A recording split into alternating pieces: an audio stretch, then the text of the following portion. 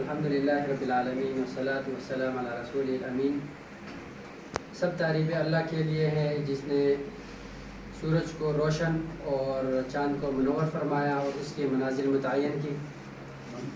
سب سے پہلے میں تہ دل سے شکریہ ادا کرتا ہوں مولانا ڈاکٹر غیاث صاحب کا، اسسٹنٹ پروفیسر عرفہ انٹرنیشنل یونیورسٹی اسلام آباد، جن کے بے پناہ محبت، خلوص اور آغوش تربیت کے نتیجے میں آج ٹیبل ٹاک پروگرام میں شریک ہونے کا موقع دیا گیا.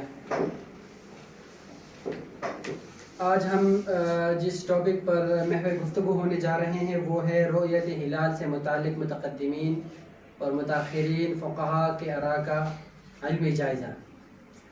اس ٹاپک کے حوالے سے حتمی اور آخری فیصلہ تو ڈاکٹر صاحب کا ہوگا، لیکن ہمارے پاس موجود ہے ہمارے معزز ہمارے کلاس کے ساتھی مولانا مفتی اعجاز الاسلام صاحب. ہم ان سے بھی جانیں گے اس ٹاپک کے حوالے سے کہ ان کی کیا رائے ہیں.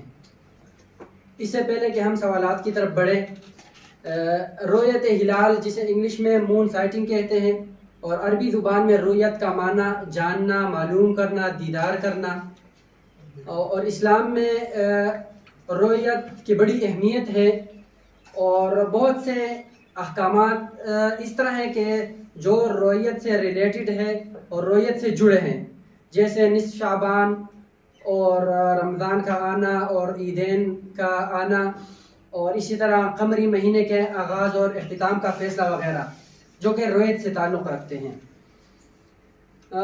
رؤیت ہلال یہ ایک معاصر مسئلہ ہے اور بالخصوص جب رمضان قریب آتا ہے اور عیدین کا ایام شروع ہوتے ہیں تو اس ٹاپک پر بحث زور پکڑتی ہے کہ وحدت عید ہونی چاہیے، وحدت رمضان ہونا چاہیے، پوری دنیا میں ایک ہی عید ہو، پوری دنیا میں ایک ہی رمضان ہو. یہاں تک کہ اس موضوع پر مجلسیں لگتی ہے، اختلاف مطالعے کے موضوع پر دلائل پیش کیے جاتے ہیں، یہاں تک کہ پوری دنیا میں رؤیت ہلال سے متعلق ایک مروجہ دستور بن چکا ہے. اگر ہم دیکھیں تو دنیا میں 45 ممالک ایسے ہیں 25 کہ وہ سعودی عرب کے اعلان کردہ دن کے ساتھ عید مناتے ہیں اور روزہ رکھتے ہیں، خود نہ چاند دیکھتے ہیں اور نہ خود چاند دیکھنے کے پابند اپنے آپ کو سمجھتے ہیں. اسی طرح 37 ممالک اس طرح ہیں کہ وہ مقامی طور پر چاند دیکھتے ہیں اور اس چاند دیکھنے کے بعد روزہ رکھتے ہیں اور عید کا اہتمام کرتے ہیں، عید کا اعلان کرتے ہیں. اور اسی طرح 37 ممالک اسی طرح بھی ہیں کہ وہ فلکیاتی حسابات سے چاند دیکھتے ہیں اور ان کا چاند دیکھنا صرف یہ ہے کہ چاند کی پیدائش وہ صرف مانتے ہیں، اگر چاند کی پیدائش ہو تو روزہ رکھتے ہیں اور عید کا اعلان کرتے ہیں. اگر چاند نظر نہ آ رہا ہو تو اس پر کوئی وہ یعنی وہ ان کے لیے کوئی قابل قبول بات نہیں ہے. تو آتے ہیں بالآخر اپنے کچھ سوالات کی طرف. مولانا مفتی اعجاز صاحب سے سوالات کریں گے اور ہمارے اس ٹیبل ٹاک پروگرام کے صدارت مولانا ڈاکٹر غیاث صاحب کریں گے اور جانیں گے ان سے رؤیت ہلال سے متعلق کچھ سوالات کے بارے میں کہ آپ رؤیت ہلال سے متعلق جو سوالات ہیں سامعین کے، ناظرین کے، اس حوالے سے یہ کیا کہتے ہیں. مولانا مفتی اعجاز الاسلام صاحب، سب سے پہلے آپ کا بھی شکریہ ادا کرتے ہیں کہ آپ نے اپنے مصروف اوقات میں سے وقت نکالا اور ناظرین کے لیے اور سامعین کے لیے آپ یہاں پر تشریف لائے. سب سے پہلے جو سوال سامعین کا اور ناظرین کا ہے وہ یہ ہے کہ شریعت نے نبوت ہلال کا مدار حسابات پر رکھا ہے یا رؤیت پر رکھا ہے، اس حوالے سے آپ کیا کہہ سکتے ہیں؟ بسم اللہ الرحمن الرحیم. سب سے پہلے استاد محترم کا شکریہ ادا کرتا ہوں، انہوں نے ہمیں اس ٹاپک پر مطالعہ کرنے کا موقع دیا اور آپ کا بھی شکریہ ادا کرتا ہوں. وقت کی کمی کی مناسب سے میں کوشش کروں گا کہ مختصر جواب دوں. آپ نے تو رؤیت ہلال کا بہت اچھے انداز میں تعارف کرایا.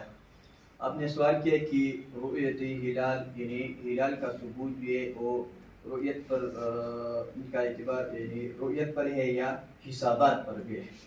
تو یہ تو واضح صریح احادیث ہے نبی کریم صلی اللہ علیہ وسلم کے صوموا لرؤیتہ وافطروا لرؤیتہ یعنی ان کا جو مدار ثبوت ہلال کا یہ رؤیت پر منحصر ہے. اور جو حسابات کا والی بات آپ نے لے کہ جو فلکیات اور سائنسدان یہی بات کر رہے ہیں، تو اس کے بارے میں علماء کرام جو فقہائے اربعہ ہے، اسی طرح اور بھی علماء کرام وہ اس پر رد کرتے ہیں کہ جو ہلال کا جو ثبوت ہے وہ رؤیت پر ہے، حسابات پر بالکل نہیں ہے. اس حوالے سے ایک حدیث انہوں نے بخاری مسلم اور اس طرح مشکات میں ایک حدیث ہے، نبی کریم صلی اللہ علیہ وسلم نے فرمایا کہ قال انا امت امیہ لا نکتب ولا نحسب. اس حدیث کی تشریح میں علامہ طبی رحمہ اللہ وہ مشکات کا شرح مرقات میں فرماتے کہ ان الاستصاب فی معرفت الشہر لا الى الکتاب والحساب کما علیہ اہل النجامہ. یعنی مہینے کے معرفت میں آخری حساب و کتاب نہیں جیسے حساب دان سمجھتے. تو اس طرف اور بھی علماء کرام یہ فتاوی رحیمیہ میں انہوں نے ابن حجر اسقلانی اس طرح اور دیگر ائمہ کی اقوال لائے. انہوں نے حسابات پر ثبوت حسابات پر جو رکھتے ان پر رد کیا، اور انہوں نے ایک قول یہ بھی نقل کیا کہ جو لوگ دلیل کے طور پر وہ حدیث بھی پیش کرتے کہ رؤیت کے مقابلے میں اگر وہ حسابات پر انحصار کرتے ہیں تو انہوں نے اس کے اوپر حدیث بیان کیے. یعنی جو لوگ نجومی کے پاس اور کاہن کے پاس جاتے ہیں، ساحر اور جادوگر کے پاس، اور ان کی باتوں کی تصدیق کرتے ہیں، تو ویسے جس نے نبی کریم صلی اللہ علیہ وسلم نے جو دین لایا اس کے اوپر کفر کیا. تو اس سے ثابت ہوا ہے کہ نبی کریم صلی اللہ علیہ وسلم کی حدیث میں نے آپ سمیت صوم لرؤیتی وافطر، یعنی چاند دیکھنے سے روزہ بھی رکھو اور عید بھی کرو.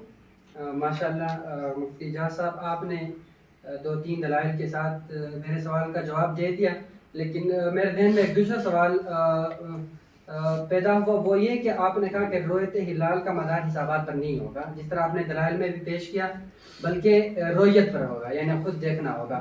تو اب اگر حالات ایسا ہو کہ افق پر چاند نظر نہ آ رہا ہو، گرد آلود ماحول ہو یا بادل ہو، تو اس صورت میں پھر ہم کیا کریں گے؟ فلکیاتی حسابات کی طرف جائیں گے یا کوئی اور راستہ ڈھونڈیں گے؟ اس حوالے سے آپ کیا کہتے ہیں؟ یہ اپنے اچھا سوال کیا. میں نے جو حدیث بیان کیا اس کا میں نے آخری حصہ ذکر نہیں کیا، اگر پہلے سے ذکر کیا تو پھر سوال پھر نہیں آتا. وہ اس حدیث کی آخری حصہ ہے کہ صوموا لرؤیتی وافطروا لرؤیتی فإن غم علیکم فاقدروا. اس طرح دوسرے الفاظ بھی ہے، یعنی اگر چاند دیکھنے کی وجہ سے کوئی خیال سامنے آ جائے، یعنی بادل آ جائے یا یعنی غبار وغیرہ ہو، تو اسی صورت میں آپ کو حساب یعنی 30 تک گنتی پورے ہو گئے، تو اس کے بعد پھر آپ عید کر سکتے ہیں. ایک حدیث میں موجود ہے. جی ٹھیک ہے. اب اگر ایک جگہ پر یعنی لوگوں نے چاند دیکھ لیا ایک شہر میں، اور دوسرے شہر میں لوگوں نے چاند نہیں دیکھ لیا، تو کیا پہلے شہر والے ہیں وہ دوسرے شہر والوں کے لیے رؤیت بن سکتی ہے؟ یعنی وہ ان کے ساتھ روزہ اور عید منا سکتے ہیں اور روزہ رکھ سکتے ہیں یا نہیں؟ آپ نے جو سوال کیا یہ تو بہت مشہور مسئلہ ہے، اختلاف المطالع. یعنی اختلاف مطالع معتبر ہے یا نہیں ہے. تو اس میں متقدمین اور متاخرین فقہاء کا اپنے اپنے رائے ہے. جو متقدمین علماء ان کا رائے ہے کہ اختلاف المطالع معتبر نہیں ہے. یعنی اس کا مطلب یہ ہے کہ اگر ایک شہر میں کسی نے چاند دیکھا تو آئے اس شہر کی رؤیت دوسرے شہر کے لیے کافی ہوگی یا نہیں ہوگی؟ تو کہہ رہے کہ بالکل کافی ہوگی، شہر کا رؤیت ان کے لیے کافی ہو. کہہ رہے کہ معتبر نہیں ہے. جو متاخرین علماء ہے وہ کہہ رہے کہ نہیں، اختلاف المطالع معتبر ہے. اگر یہاں کسی نے چاند دیکھا تو آیا اس کا رؤیت دوسرے شہر کے لیے حجت یا دلیل ہوگی یا نہیں؟ تو کہہ رہے کہ دوسرے کے لیے حجت نہیں ہے. پھر متاخرین اس میں تھوڑا سا تدبیر کرتے، کہہ رہے کہ ہم یہ اختلاف المطالع کا معتبر اور غیر معتبر ہم بلاد بعیدہ اور بلاد قریبہ پہ کریں گے. یعنی اگر بلاد بعیدہ میں اختلاف المطالع معتبر ہوگا اور بلاد قریبہ میں اختلاف المطالع وہ معتبر نہیں ہوگا. جی ٹھیک. یعنی متاخرین فقہاء کی رائے یہ ہے کہ اختلاف مطالع معتبر ہے، لیکن وہ تطبیق کرتے ہیں بلاد قریب اور بلاد بعیدہ. اس طرح ہی ہے نا. ابھی میرا یہاں پر بھی ایک سوال بنتا ہے کہ جس طرح آپ نے بتا دیا کہ متاخرین علماء کہتے ہیں کہ بلاد قریب اور بلاد بعیدہ کا وہ تطبیق کرتے ہیں، تو بلاد بعید اور بلاد قریبہ کا معیار کیا ہوگا؟ اس کا معیار آپ ہمیں سمجھائیں تھوڑا سا. بلاد بعیدہ اور قریبہ اس کے معیار کے مطابق فقہاء کی کتابوں میں تو اس مستند بات مجھے نظر نہیں آتی، لیکن میں نے دیکھا ہے ایک فتاوی جس میں علامہ شبیر احمد عثمانی کی طرف ایک بات انہوں نے منسوخ کی. انہوں نے کہ بلاد بعیدہ ہوئے جن دو شہروں کے درمیان اگر 2 دن کا فاصلہ ہو تو وہ بلاد بعیدہ ہے. اگر اس سے کم ہو تو پیدل فاصلہ یا نہ دن کے اعتبار سے رات یعنی دن کے جو ایک شہر دوسرے شہر جو گھنٹوں والی حساب ہوتے 24 گھنٹے سے لے کر آخر، یعنی مثلا یہاں اب جمعہ ہے تو وہاں 2 دن بعد وہاں جمعہ ہوگا، اس طرح یعنی فاصلے کی اعتبار سے. تو ایسے فاصلے جو عام طور جو یعنی دن مسافت کے اعتبار سے، تو اس حوالے سے وہ کہہ رہے تو وہ بلاد بعید ہے اور اس کی برکت وہ بلاد قریبہ ہے. ٹھیک ہے، ماشاء اللہ، بہت شکریہ. اب آتے ہیں اپنے وقت کی کمی کے پیش نظر آتے ہیں اپنے جدید دور کے جو سوالات ہیں اس حوالے سے ان سے پوچھتے ہیں. مفتی اعجاز صاحب یہ بتائیے کہ دوربین اور ٹیلیسکوپ کے ذریعے دیکھے گئے چاند کا اعتبار ہوگا یا نہیں؟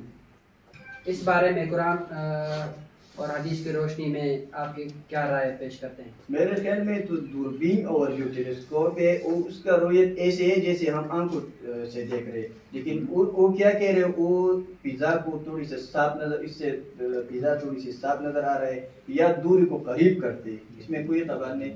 تو اس سے یعنی رویت معتبر ہے ان کی. اور اسی طرح سیٹلائٹس کے ذریعے اگر دیکھے گئے ہلال رویت بصری کا اطلاق ہوگا اس پر، یعنی سیٹلائٹس کے ذریعے اگر کوئی چاند دیکھا جائے تو اس پر رویت بصری کا اطلاق ہم کر سکتے ہیں یعنی؟ اس کے حوالے سے اس سے مراد یہ جو سیارے ہوتے ہیں وغیرہ، اس کے حوالے سے میرے خیال کے مطابق وہ تو صحیح نہیں ہے. میں نے ایک کتاب مطالعہ کیا غالباً مفتی تقی صاحب کے تحت، وہ کہہ رہے کہ اس کا جو ہے ان کو اعتبار نہیں دیتے. وہ کہہ رہے کہ یہ زمین کی رویت کی طرح یہ نہیں ہوتے.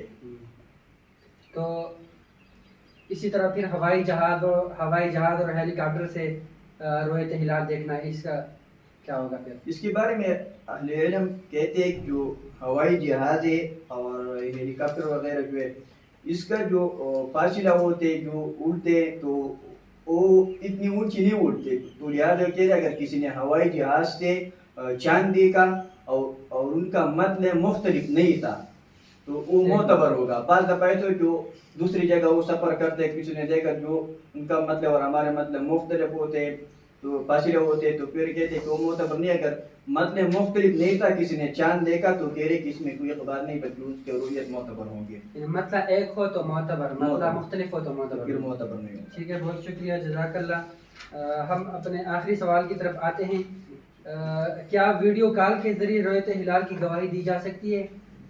یعنی آج کل جو گلوبل ویلیج دنیا بن گئی ہے اور ایک پہاڑ ہے، وہاں پر ایک بندے نے چاند دیکھ لیا اور اس کے پاس آنے کے کوئی دوسرا راستہ نہیں ہے علاوہ ویڈیو کال کے، تو وہ ویڈیو کال کے ذریعے اب رویت پیش کر سکتا ہے یا نہیں؟ ویڈیو کال کے ذریعے گواہی دینا یا خبر دینا کہ میں نے چاند دیکھا تو ایسے جیسے سامنے آپ کے سامنے بیٹھے، لیکن اس کے بارے میں بھی علماء کہتے ہیں کہ اگر کوئی ایسا کال کرے یا ویڈیو کال کرے تو ان جو آپ سے مخاطب ہے ان کا تصدیق کرنا کہ یہ صاحب عادل ہے یا جو ان کو کہتے ہیں کہ ثقہ آدمی ہے یا نہیں ہے، ان کے بارے میں معلومات کرنا ہوا کہ علاقے سے. تو علماء جو قاضی ہے وغیرہ جو ان کو اس تصدیق کرنا چاہیے شخص کے بارے میں جو ویڈیو کال کے ذریعے گواہی دیتا ہے. ٹھیک ہے، جزاک اللہ کل خیر. آخر میں مولانا ڈاکٹر محمد غیاث صاحب کو دعوت دیتا ہوں کہ ان چند سوالات کے اوپر اپنا تجزیہ اور تبصرہ آج پیش کرے یا اگلی کلاس میں